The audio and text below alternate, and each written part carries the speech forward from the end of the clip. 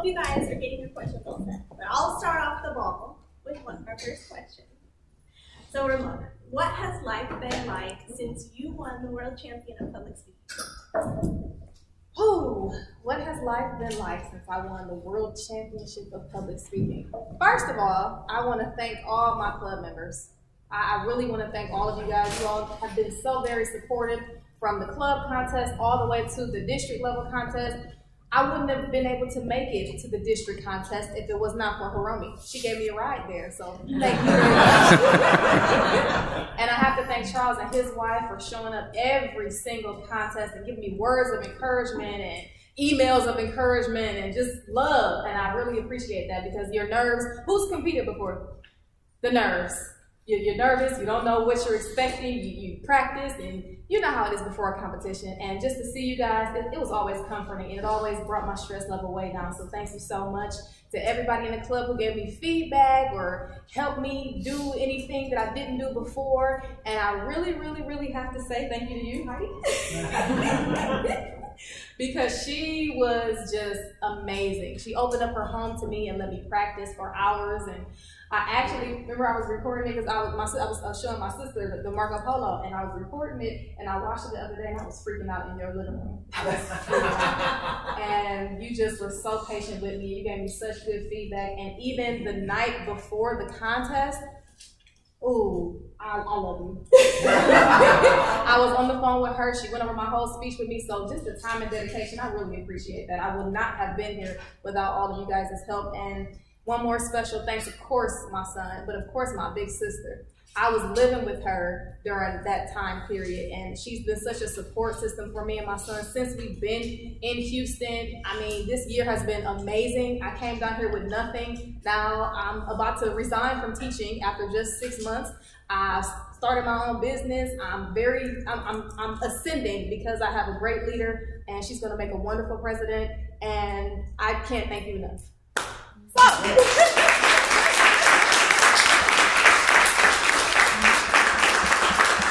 sorry, I had to get that out. But to answer the question, just the publicity has been amazing. The travel has been crazy. It's just been crazy doing interviews. There were cameras in my classroom. There were constantly people asking me to do videos and answer questions and questionnaires, and a lot of people care about who I am now. They want to know all about me. They want to know who I am. When I did the 3-country tour in the United Arab Emirates, I visited Dubai and Abu Dhabi. Then I went to Muscat, Oman, and then I went to Doha, Qatar. The love over there was ridiculous. When I say ridiculous, I mean picking me up from the Royal Ascot Hotel in a Porsche every single day. I mean, as soon as I walk into a venue, standing ovations and roaring claps of thunder.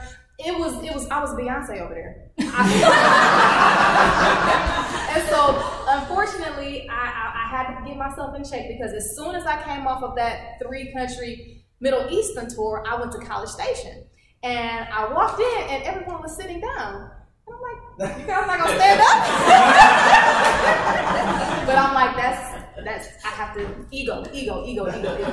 So just the publicity and the travel, I'm actually headed to Sri Lanka, Kuwait, Bahrain, and India in January and February. And there have just been a lot of engagements pouring in. So a lot of people want to know who I am, and a lot of people want to hear me speak. And I'm gonna talk to each and every one of them. Awesome. Do we have any questions from the audience? Yes.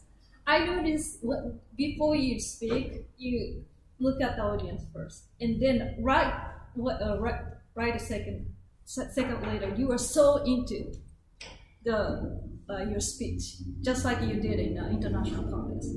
And I know you don't have this like butterfly I have in my chest, but do you do anything special before you're speaking? And then you have any advice like me gets really nervous before giving a speech? I'm going to answer that 2 ways. First, I'm going to give you my answer, which is the emotional, illogical butterfly answer, and then I'm going to give you the answer that I feel like will actually help you. I do not really have any rituals or anything that I do before. I don't like have a mantra or find a corner and sit down and rock myself and say om or anything like that. I don't sit crisscross applesauce and light an incense or anything. But before the district competition, because I placed third in districts in 2015, before that, I got in my car and I practiced my speech alone, and I was in the bathroom practicing my speech alone. So just trying to get in my own head and make sure everything was flowing, just kind of separate myself from everybody else and just seclude myself and practice. That may help. Let me see. One lady, she does a happy dance before every speech contest. She goes in the bathroom and she does her happy dance to get the adrenaline flowing and things like that. Other people pray or they meditate. I really don't have anything specific that I do, probably because I love it so much. And this time around, I really wasn't focused on winning.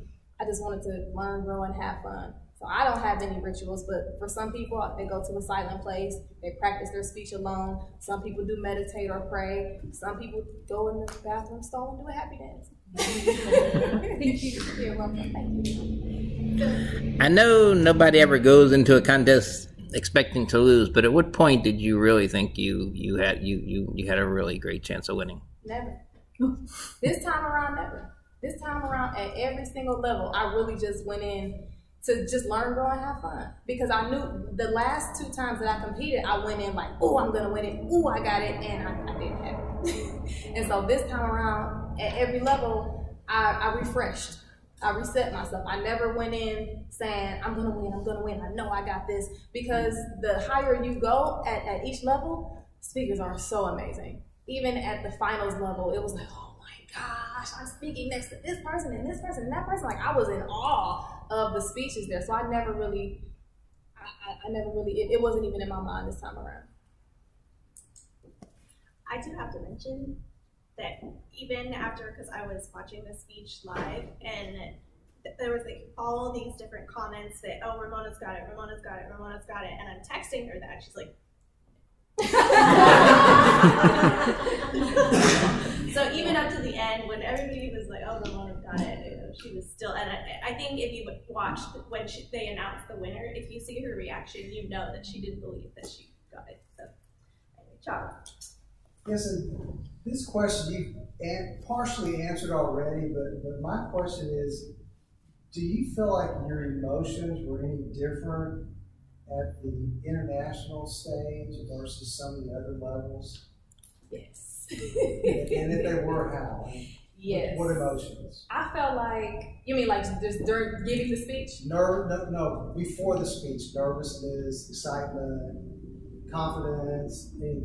Everything was different at the semifinals. Let me start at the semifinals, because club, it was cool, and then area, that was fine, and then division, that was okay. Like I mentioned, at the district level, I had those jitters because I had lost previously.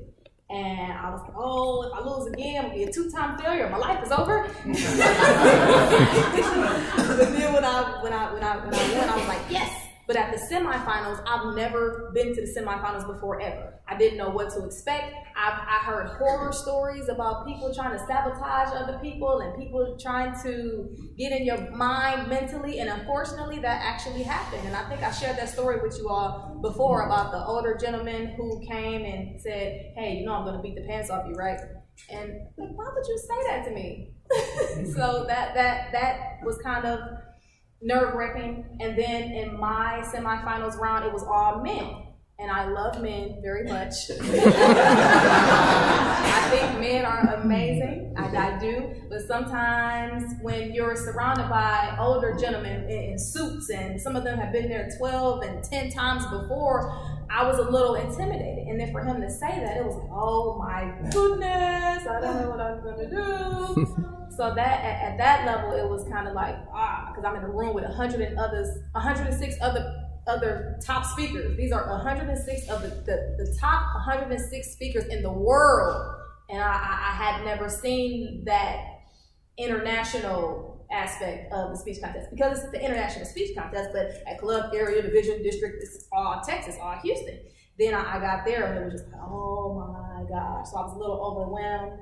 I was a little frightened a bit. But like I said, I just went up there to learn, grow, and have fun. But then once I got to the final stage, I don't know if you guys have ever seen how huge it is.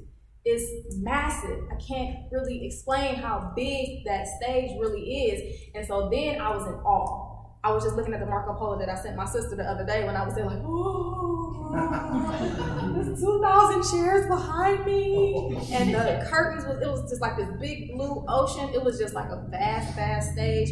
And so then it was just like I was awestruck. I was speechless, breathless, speechless at a speech contest.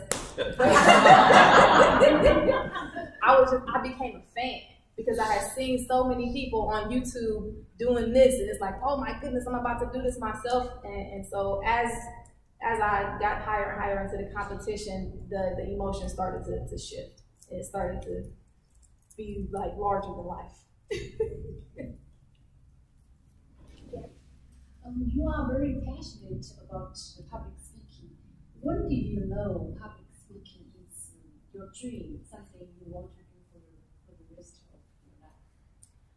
I really was convinced when I was 19. I was 19, and I don't know if I've ever shared this story publicly before. Yeah, let's do it now. I was 19 years old, and I was in my hometown, and I was about to get on the city bus. It's called the 6. It's now the Health Line. And I was waiting for the bus, and I saw this couple in the parking lot, and they were arguing, and the guy was just really upset with his girlfriend, and something came over me. Something came over me, and I didn't know them. I've never seen them in my life, but I went over there and I gave her like this motivational speech. You're an awesome woman. You don't have to deal with that. You can walk away. You can leave. And at that point, it was like, oh, wow, that felt good. It felt good. I don't know if it changed her life or if it inspired her to find a different partner, but it felt good, and I didn't know what came over me because I'm not a fighter. I'm a lover, and I'm not one who wants to get in anybody's face. But I went over there and I just talked to her, and I had my Oprah moment. And once I had my Oprah moment, I knew that that was what I wanted to do for the rest of my life. I got a two-part question. The serious question is, I'd like to hear more about your new business. You said you kind of fancied yourself a female Tony Robbins. And then the second part of my question is, has Cliff gotten in touch with you? And then the big champion. Remind everyone who Cliff is the semifinal speech. Cliff is actually the speech that got me all the way to the semifinal. So thank you, Cliff. But he was a guy who thought I wasn't good enough for him because I met him when I was in undergrad, and he was this big-time real estate investor, and he was very well educated, had 2 master's degrees, and he was amazing. And I was this broke college student with a lot of potential, and he just couldn't see that at the moment. So that's good. Love him though, great guy. So you said the first part, tell you more about my business. Yeah. In 2011, I wanted to start the Ladybug Speaker LLC, which would be motivational speaking and writing books and traveling and inspiring, very similar to Iyanla Vanzant, very similar to Tony Robbins, and even Lisa Nichols. And I couldn't really do it the way I wanted to do it because that guy came.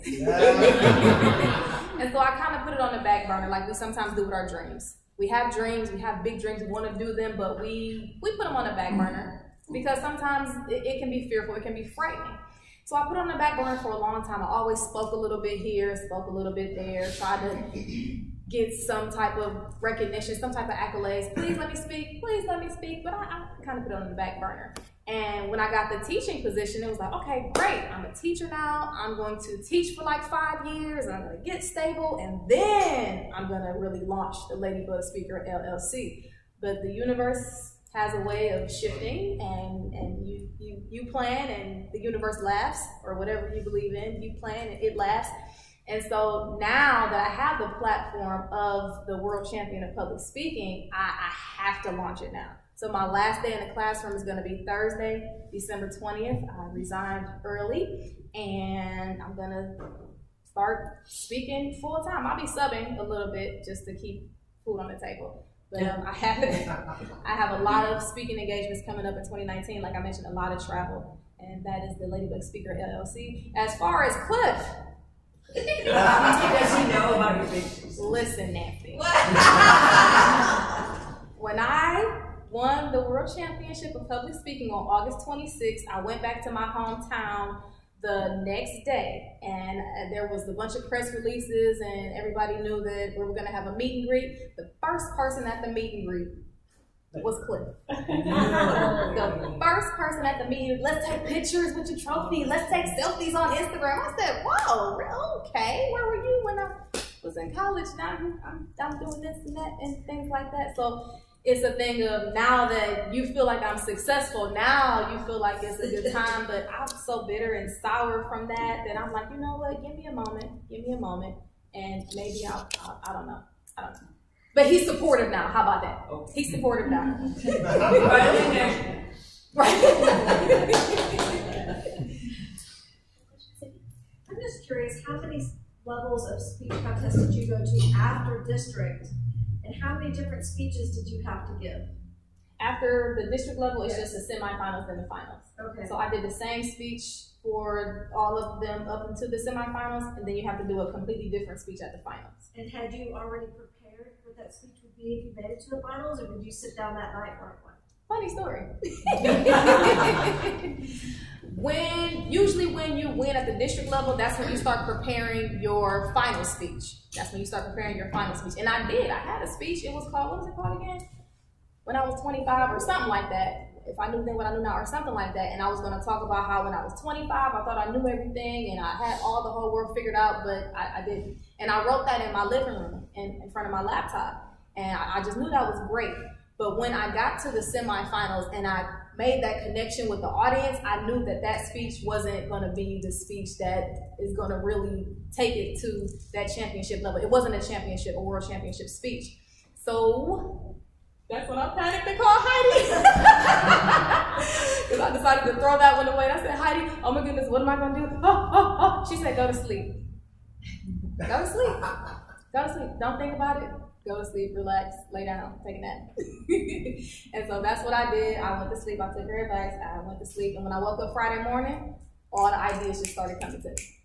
And I took a speech that I did a couple of years ago called Unbreakable, and I just revamped it. I revamped it, and I threw some finishing touches on it, and Heidi edited the whole thing over the phone for me, and I was practicing with the district leaders, Cheryl Warren and Rose, and who am I missing? Kathy Kest. Yes, we all were in a hotel room together and we were choreographing it and things like that. So I technically wrote it the night before, which you should never do, but it was like a revamp of a different speech. One more question, Bert. So we know about your successes. And so when it comes to speaking, I want to know, what do you consider your most educational failure? Let me see. For a long time, I didn't pause very well. I never liked to pause because I like to keep going and going and going and going and going, and I can talk really, really, really, really fast. But if you watch the speech, it was kind of slower. I slowed it down. I wasn't talking very fast. It was kind of like this, and that was on purpose because it's an international audience. So for people who don't speak English as a first language, if I'm talking like this, hey Nancy, how you doing, girl? If I'm doing all that, they probably won't be able to follow. And the pauses, those are so impactful, and I really didn't understand the power of them until coming to the Cypher Super Speakers. And in a lot of the speeches that I did, Heidi, I would love for her to evaluate me all the time, but she was so great. She would always say that you need to pause after you ask a question, or pause after you do this, or pause after you do that. So if you notice in the speech, when I ask the question, how does that make you feel? Pause, and then I move on, giving you a chance to think it over and giving it a chance for you to simmer over it, and for me to actually not act like, but for me to give you a chance to answer it in your mind.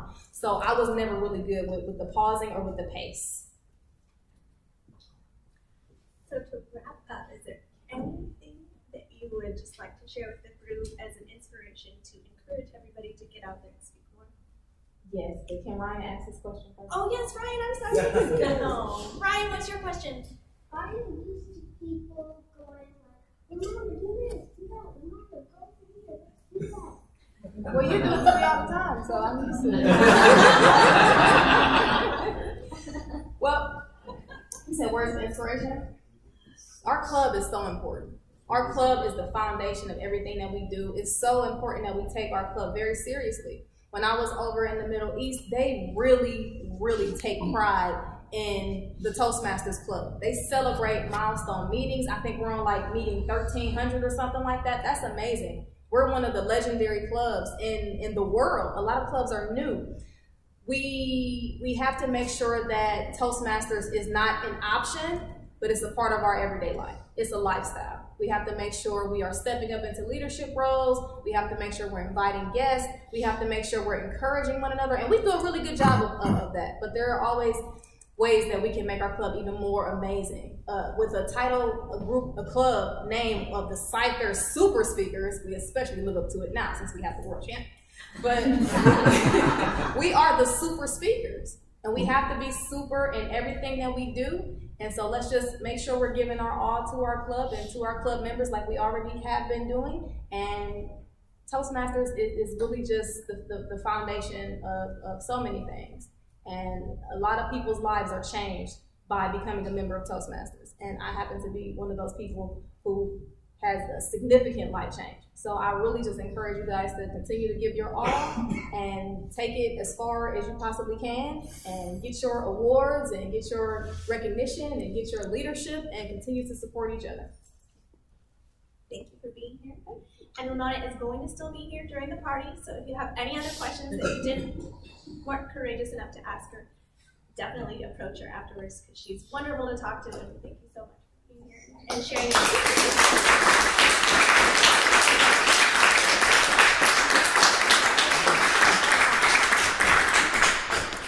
And with that, I will call up our president to wrap up our meeting.